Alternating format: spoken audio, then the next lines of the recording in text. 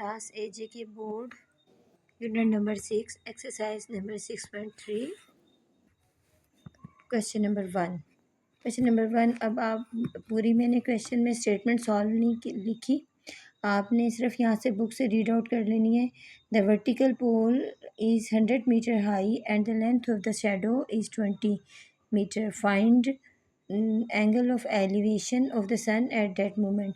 अब इसमें पोल दिया हुआ है, उसकी हाइट दी हुई है 100 मीटर और इसमें शेडो का जो शेडो है वो 20 मीटर दिया हुआ है और आपने इसका एंगल फाइंड करना है।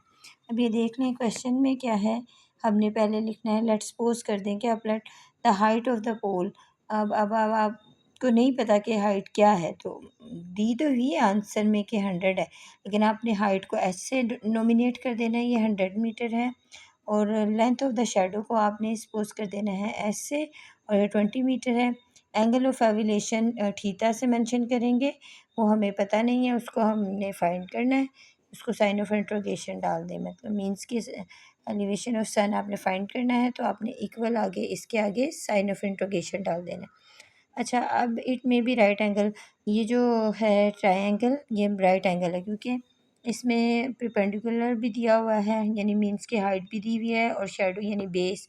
आपने पूल की जो पूल है उसकी हाइट को कह देना है शेडो, सॉरी परपेंडिकुलर, और शेडो को कह देना है बेस।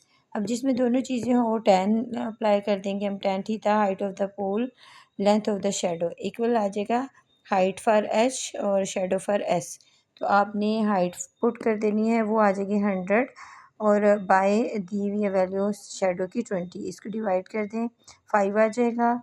थीटा है, अब टेन थीटा के इक्वल है, तो यहाँ पे आपने थीटा टेन उधर जाके इन्वर्स फॉर्म में आ जाएगा, मीन्स के टेन की वैल्यू उधर जाके इन्वर्स, और 5 आप कैलकुलेटर से फाइंड कर सकते हैं। थीटा इज इक्वल टू मतलब मीन्स के 78 के 0.69 राउंड अबाउट है, ठीक है। ये वाला साइन राउंड अबाउट के होता है कि ये तकरीबन इतना है, तो ये इसका आंसर आ जाएगा। आपको थीटा ही चाहिए था, एंगल ही चाहिए था, तो इस पे एंगल बन गया है 78.69 सॉरी डिग्री। तो अब क्वेश्चन नंबर है 2, इसमें है from a point at a distance, distance इसमें 50 मीटर दिया हुआ है वर्टिकल वाल के साथ, और the angle of elevation angle दिया हुआ है इसमें 30 डिग्री का। अब इसमें find the distance observer from the tree, यानी आपने जो मुशाहिदा करने वाला है उसके ख्याल से जो डिस्टेंस है ट्री से वो क्या है। अब सबसे पहले let the distance from the वाल, अब उसको हम डिनोमिनेट करेंगे। वैसे तो दिया हुआ है 50, लेकिन आपने उसको किसी डिजिट से अल्फ़ाबेट से करना है, तो आपने उसको डिनोमिनेट किया। एंगल ऑफ एलिवेशन दिया हुआ है theta 30 degree.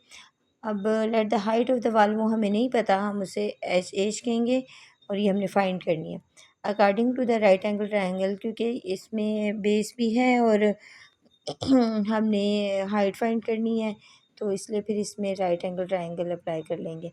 Distance from the वाल को हम बेस कह देंगे, द हाइट ऑफ द वाल, जो हाइट है वाल की उसे हम परपेंडिकुलर कह देंगे। अब टेन थीटा अप्लाई करेंगे, हाइट ऑफ द वाल बाय डिस्टेंस फ्रॉम द वाल। अब हाइट को एच से कहेंगे और डी फॉर डिस्टेंस। आपने अब क्या करना है कि टेन, ये देखिए ना आपके पास टेन थीटा है ना, अब टेन थीटा की बजाय हम, क्योंकि एंगल हमें दिया हुआ है, हमने उसे 30 कह दिया बाय एच और डी की वैल्यू दी हुई है 50। अब आपने क्या करना है कि टेन 30 की वैल्यू पुट की 1/√3 आ गई और 50 बाय में, अब बाय वाली चीज़ उधर चली जाएगी 50 बाय √3 और एच इधर आ जाएगा, एच अपनी जगह पे रहेगा, ये ऊपर चली जाएगी।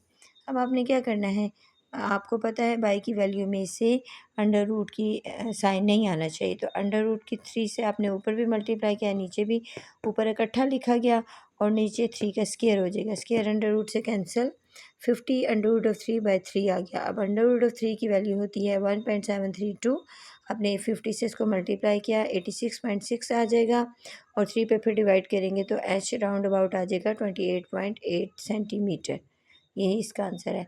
अब इसके क्वेश्चन नंबर 1 एंड 2 हो गए हैं। अब नेक्स्ट इंशाल्लाह नेक्स्ट वीडियो में हम करेंगे। टेक केयर सेल्फ, अल्लाह हाफिज़।